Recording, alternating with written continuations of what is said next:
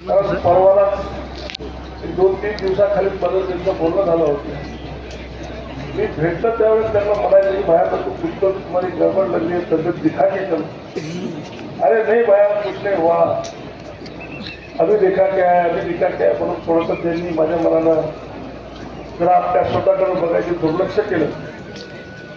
तब्येतीकडे दुर्लक्ष केल्यामुळे आज हा दिवस आपल्या सगळ्यावर इतका दुःखद दिवस आलेला आहे.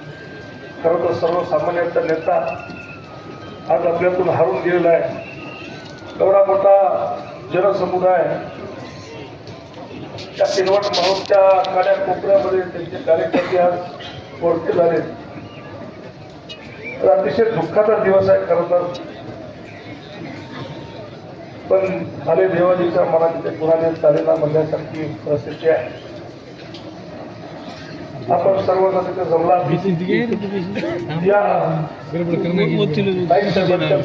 खूप मोठं दुःखाचा सावट झालेला आहे. आपण सर्वजण म्हणून त्यांच्या पाठीशी उभं टाकूया. ईश्वराकडे प्रार्थना करूया की या बाहेरच्या चिरशांती लाभो, त्यांना सद्गती मिळो अशी ईश्वरच्याने प्रार्थना करूया. मी आपल्या सर्वांतर्फे जमलेल्या सर्व इष्टमित्र जनगोत्रातर्फे देवाच्यांनी अशी प्रार्थना करतो आणि थांबतो.